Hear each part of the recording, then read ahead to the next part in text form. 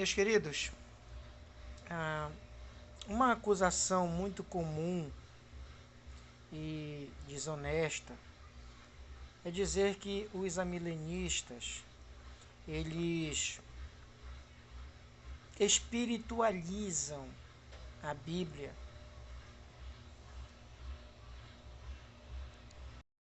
ou melhor dizendo, eles alegorizam a Bíblia, por exemplo, a questão do milênio, a prisão de Satanás e a questão do próprio Israel, né?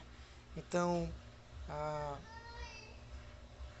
os pré-milenistas e outras correntes escatológicas acusam os amilenistas, né, de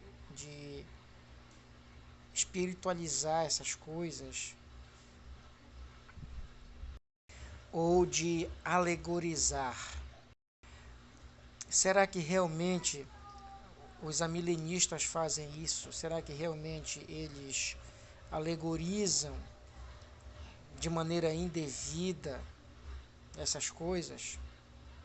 E será que, veja, ah, geralmente quem fala isso não sabe o que é uma alegoria. Não sabe. Primeiro, qualquer um que seja um estudante sério da Bíblia vai perceber que é impossível você interpretar toda a Bíblia de maneira literal. É impossível. Não é? Por exemplo, o Senhor Jesus, no Evangelho de João, no capítulo 10, no versículo 7, o Senhor Jesus diz assim: Eu sou a porta. E aí, a gente interpreta isso de maneira literal? Ele é a porta, ele é uma porta de verdade, né? Será que você imagina que o Senhor Jesus é uma porta, né, de verdade? Ah, tem um texto em que o Senhor Jesus, no capítulo 5 de Mateus, ele diz assim: se o teu olho direito te faz pecar, arranca ele. Se o teu pé te faz te pecar, corta ele. Ou a tua mão direita te faz pecar, né? Corta ela. O que é que você acha que o Senhor Jesus está ensinando aí? Mutilação? É claro que não, né? Eclesiastes capítulo 11 diz assim, versículo 1: ah, lança o teu pão sobre a água, e depois de muitos dias, tipo assim, você vai ver de novo esse pão, né? O que você acha que Eclesiastes está nos mandando fazer? Literalmente pegar o pão e jogar na água e depois voltar, esperar que a, a gente vai encontrar o pão lá do jeito que a gente lançou na água. Então, veja, isso aqui são apenas alguns exemplos que eu estou dando, tem muitos, né? Muitos exemplos como esses, de textos que mostram claramente que você não pode interpretar toda a Bíblia de maneira literal. Portanto, a interpretação espiritual, simbólica, figurada de algumas expressões, ela é necessária, tá certo? Ela é necessária. Então, dizer que quem espiritualiza determinadas coisas porque não cabe numa interpretação literal, ah, dizer que isso é alegorizar, é não saber o que é uma alegoria, tá certo? A maioria das pessoas não sabe o que é uma alegoria e ficam falando besteira. Ah, então, veja, no Antigo Testamento, Deus ele separou um povo para si, que é Israel. E no Antigo Testamento, Deus promete reunificar aquele Israel que havia se dispersado e muitas tribos haviam desaparecido depois do exílio. E Deus então promete reunificar esse Israel num único povo. E quem lê as profecias do Antigo Testamento vai pensar que é a nação de Israel. O problema é que você não vê no Novo Testamento Deus confirmando essa promessa na nação de Israel. O Novo Testamento, de um modo geral, mostra que o Israel ao qual Deus... Esse Israel é a igreja, não é a nação de Israel. A Bíblia não faz menção. Você pode ler Mateus capítulo 3, Efésios capítulo 2, capítulo 3, Gálatas, e você não vai ver Romanos, por exemplo, 9, 10 e 11. Eu não tenho tempo aqui de averiguar todos esses textos com vocês por causa do tempo, mas você não vai ver Deus mencionando que toda a nação de Israel é o Israel. Deus vai sempre enfatizar que esse Israel de Deus, esse Israel não é físico, no caso de ser étnico, né? É espiritual. E esse Israel é composto não só de judeus eleitos, mas também de gentios. O Israel é a reunificação de judeus eleitos e gentios eleitos no único povo. Esse é o Israel no Novo Testamento. Eu vou dar só um exemplo aqui, por causa do tempo, para não ficar sem texto bíblico, né? Eu vou dar só um exemplo aqui para a gente matar a charada. Veja, no texto de Tiago, capítulo 1, versículo 1, veja o que Tiago diz. Tiago, servo de Deus e do Senhor Jesus Cristo, as 12 tribos que se encontram na dispersão. Saudações. Vê, Tiago está dizendo que ele está escrevendo para as 12 tribos. E ele chama o local onde estava havendo reunião comunitária de sinagoga. Pergunto para vocês. Tiago estava escrevendo para a nação de Israel aqui ou para a igreja? Entende? É impossível que Tiago estivesse escrevendo aqui para a nação de Israel, toda a nação que nesse momento negava o Senhor Jesus. Estava, inclusive, já em plena oposição à igreja, sabe? Eles estavam negando o Senhor Jesus. É impossível que Tiago estivesse escrevendo para a nação de Israel como um todo. Mas ele chama aqui a igreja de as 12 tribos. As 12, mesmo que ele estivesse se referindo a judeus crentes, não são as 12 tribos aqui. Mas a igreja, pessoas crentes em Jesus Cristo. E ele chama o local onde essa igreja se reúne, no capítulo 2, ele chama de sinagoga. E lá no capítulo 5, ele chama de igreja. Então ele não tem problema em misturar, entendeu? 12 tribos, sinagoga, igreja, para ele é a mesma coisa, sabe? E o Novo Testamento como um todo fala da mesma forma, né? Não faz distinção entre judeus, entre Israel e igreja. Essa distinção entre Israel e igreja é feita por pessoas que compreendem equivocadamente o texto bíblico, não atentam para os detalhes do texto bíblico e são tendenciosos em afirmar coisas que o Novo Testamento não afirma e querem levantar uma parede de separação que Jesus já derrubou na cruz, tá certo? Você quer ver uma outra coisa curiosa? Olha só, em Amós, capítulo 9, versículo 11, olha o que o texto diz, eu vou ler aqui para vocês, tá? Ó, naquele dia levantarei o tabernáculo caído de Davi, repararei as suas brechas e levantando-o das suas ruínas, restaurá-lo-ei, como fora nos dias da antiguidade, para que possuam o restante de Edom e todas as nações que são chamadas pelo meu nome, diz o Senhor que faz estas coisas. Então ele diz que nos últimos dias ele iria restaurar o tabernáculo caído de Davi, reparar suas brechas, levantá-lo das ruínas e restaurá-lo por completo. Eu acredito que você, me ouvindo ler esse texto, você esteja pensando que esse tabernáculo seja aquele tabernáculo físico, né? Um tabernáculo mesmo, físico, como era aquele lá do deserto. Um tabernáculo, um templo, alguma coisa física. Eu imagino que você, se você fosse um judeu ouvindo isso daqui, você esperaria que Deus iria restaurar o quê? Um tabernáculo físico, eu acredito, né?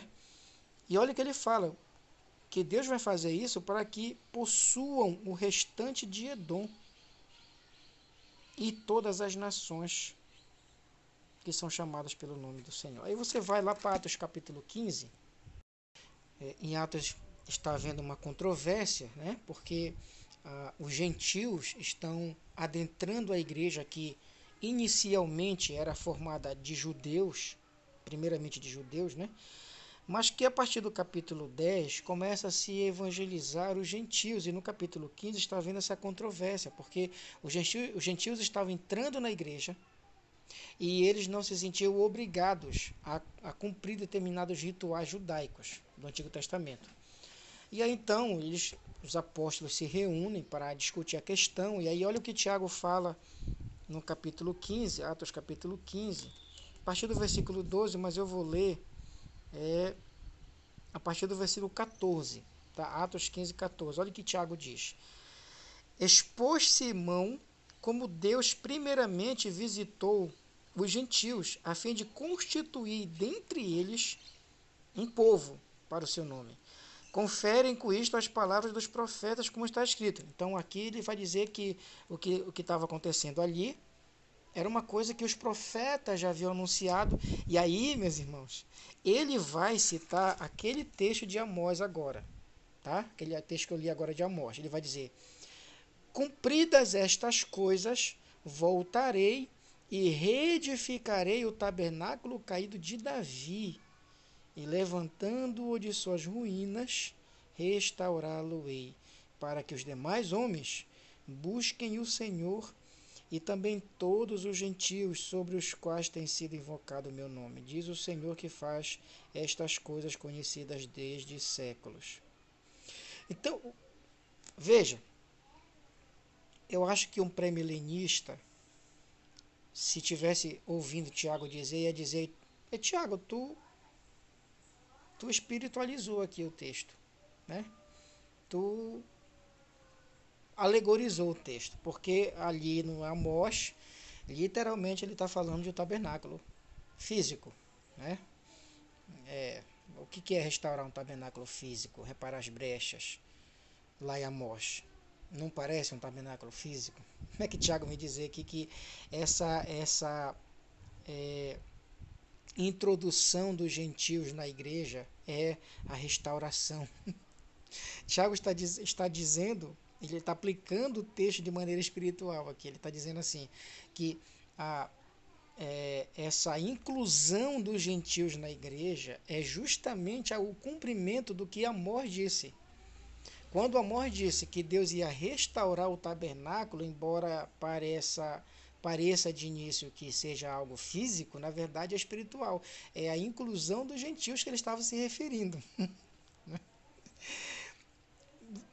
Será que um pré-milenista teria coragem de dizer que Tiago aqui está espiritualizando, alegorizando um texto que deveria ser entendido de maneira literal?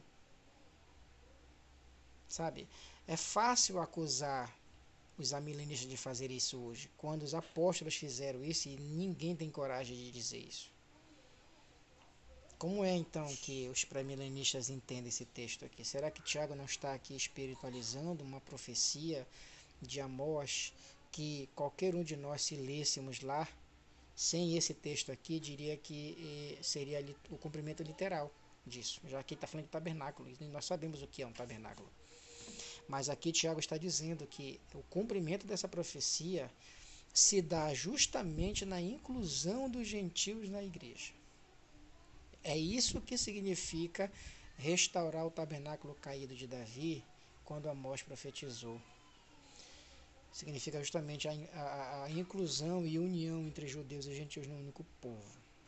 Então, restaurar, reunificar o Israel de Deus, restaurar espiritualmente o povo é justamente isso, chamar os gentios e incluí-los na aliança, formando de judeus e gentios um único povo, uma única igreja, sem distinção. Então, meus queridos, nós não espiritualizamos, nós não alegorizamos o texto bíblico, nós seguimos os apóstolos e o próprio Senhor Jesus. Porque uma outra coisa, a questão do reino, vai ser aqui na terra, não vai ser aqui na terra, né?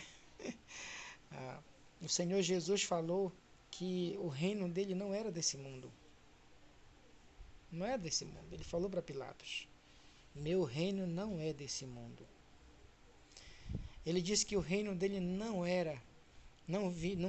viria com aparência física. Não tem aparência física. O que é a aparência física de um reino? É um trono físico numa cidade física com soldados de verdade, todo mundo armado e tropas e tal. Mas ele disse: o meu reino não vem com aparência física, o meu reino está dentro de vocês. E o apóstolo Paulo, lá em Romanos, ele diz que o reino de Deus não é comida, não é bebida, coisas físicas.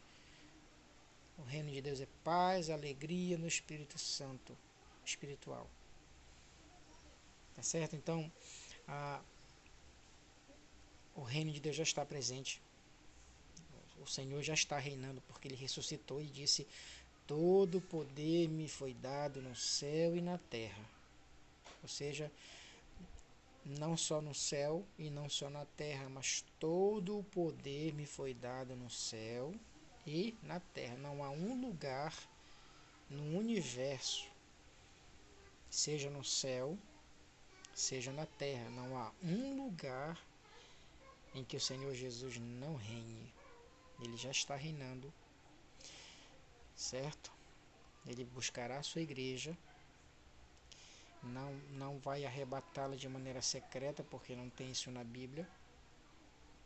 Ele vai arrebatar a sua igreja quando ele voltar para estabelecer o reino eterno, que não terá fim. Então, quem diz que os amilenistas alegorizam a Bíblia, não são honestos. Não são honestos, porque eles não teriam coragem de acusar os apóstolos de fazerem isso, e eles fizeram. Eles espiritualizaram. Tiago chama a igreja de as 12 tribos.